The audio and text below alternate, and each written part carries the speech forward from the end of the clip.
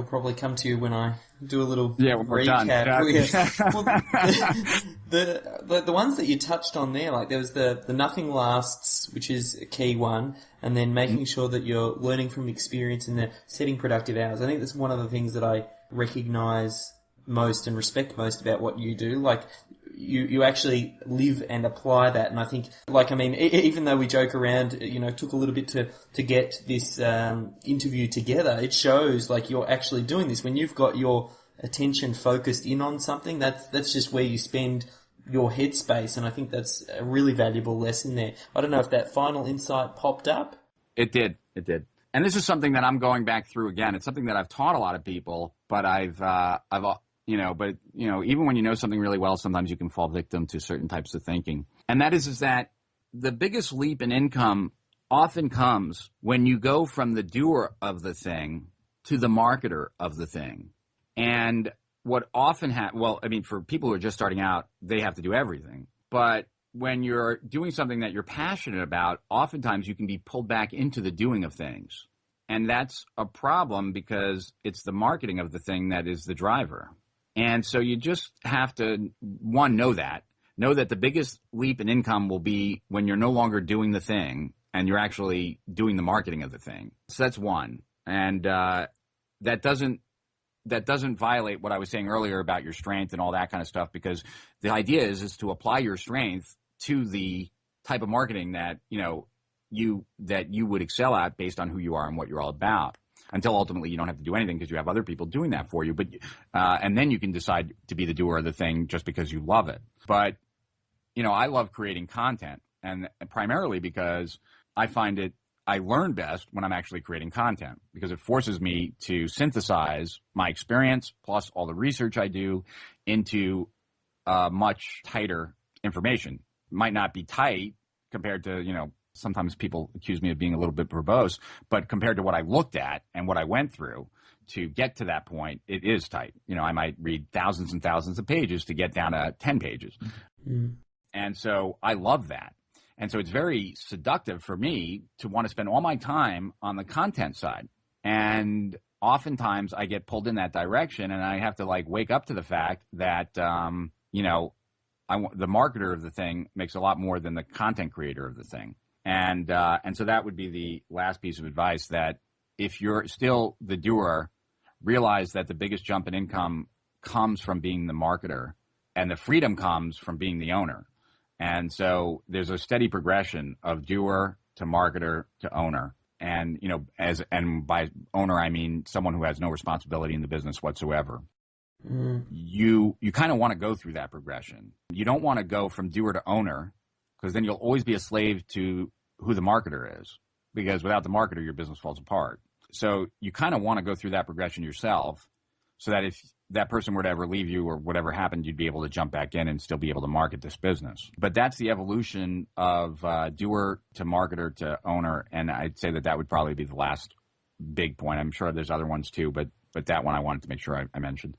It's very congruent with what you were mentioning before as well, where you needed to focus your energy, because the marketer is someone who's focusing on, again, driving those leads. So, and I think someone who's the doer typically is that content generator. They're thinking about the back end. So it all very sort of flows together. Quite a few of the things that you mentioned there. And then I think the final stage, which is, the ultimate entrepreneur, is when you get that ability to step back out and let the business run itself, and you become, an owner. So I think that was excellent. Just to finish up, I know you've had your head down for a little while, especially over the last few weeks. Interested to know what's sort of coming down the pipeline for you. Just what sort of things are you working on now, and should people sort of start to look out for? Well, we aren't as, we haven't done that much we've done a lot internally, but we haven't done a lot of big launches of late, and so we haven't been as active in the marketplace, and that's primarily because we've been doing a lot more on the acquisition side, like we were talking about. Doing a lot more advertising and generating customers through other channels, so that the business could be a lot stronger. And so that's where we've been spending a lot of time. Where I've been spending time recently is in an area where we've been doing exceptionally well, and it's been an area that I've been really focused on for the last couple of months, and that is a process that right now has a really bad name, but if we take it to market, which we are thinking about doing right now, we're actually going to do a beta group in the next 2 weeks. We have a bunch of people coming down to the office, and I'll explain what I mean by that in a second. But right now we call it Evergreen Event-Driven Marketing. So it's EEDM. And what it really is about creating events that are perpetual. It could be a webinar, it could be a teleseminar, it could be a lot of different things, but it's event-driven as opposed to a static thing that feels static. Because an event can be static, but it feels dynamic. And so, like when I write a report, that's kind of static. You download the report, you can read it anytime you want. You might not ever even read it. Whereas like a webinar, for example, there's a specific time and date that's on. And therefore, generally, it's more of a forced consumption. And what we've been doing a lot of recently, and I've been spending a lot of time on, is creating marketing processes that leverage event-driven marketing. And the reason is that we have found that is the best way to sell higher priced products on a continual basis.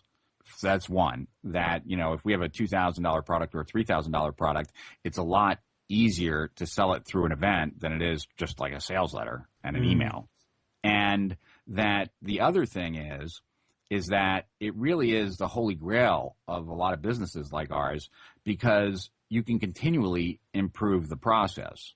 So, for example, we have one that was doing about $40 per registration for this webinar. And over time, and it hasn't been that long, like it's now up to $60 per registration. And I was working on a new one for a completely different product, which my goal is $100 a registration. And I don't know if I'll hit that or not out of the gate. But I know that when I hit it, it might not be up front. That my goal is to hit it up front, but I might not do it. It just depends to see how effective I am. But when I hit the $100 mark, I know that it will be it'll create a gusher, from an oil well standpoint, because we have about 8,000 or 9,000 affiliates that are somewhat with some level of activity. They're not all super affiliates by any stretch, but they are. We have a lot more affiliates than that, but those are about the ones that are active. And if I tell them that for every person that registers for this event on your list, we're showing that you'll make approximately $50. If someone came to me and said, like, you're going to make $50 for every person that registers, I could get, off my list, I could probably get tens of thousands of people. And I would, if I 20,000, would be $1 million. So I would be getting a lot of people there. And, but the other reason, so it would be the mother load, and it would be consistent because people would just keep sending traffic there. So there's that part of it. But so you have this thing where you get a higher conversion rate because it's event driven. You have the luxury of consistently being able to improve it, which is the antithesis of a launch, because it's really more of a one-shot deal. You don't get the chance to go back and make it good again. Change things. You can do another launch, but you can only do that so many times. And if you sell the same exact story, you better have a whole new list to be telling that story to. And so here we can consistently improve it. And then once it works, we put it and make it evergreen in the sense that on a certain day, at a certain time in the sequence, people are going to be invited to that. So, for example, the one I'm working on right now, when it's working the way it's supposed to, it will possibly be on, let's say, day 7 of when someone first joins our list, and they'll get an email saying, like, we need to talk face to face. I've got this webinar coming up next Wednesday, blah, blah, blah, blah, blah, and I want to see you on it. And so for them, it's Wednesday because they opted in on Wednesday, and it was 7 days later. The next person that opts in on Thursday is going to get that same email on Thursday and say, we're having a webinar and you need to be invited in it's Thursday. And so that's what I mean. It's time sensitive for the person, but it's evergreen for us. And so that's what I've been spending my time on. I wrote a whole report on that process, for our clients we have a low price continuity program called Founders Club, which is where I've been, like, the reports I've been writing as of recently have been for them, which are kind of a little bit different because, the other ones all had the intention of selling something, even though, I still put a lot of good content in the ones that are leading to a sale, but these are just pure content. And we got such a great response from it that we had a lot of members ask if we were sold a product on it, and we don't.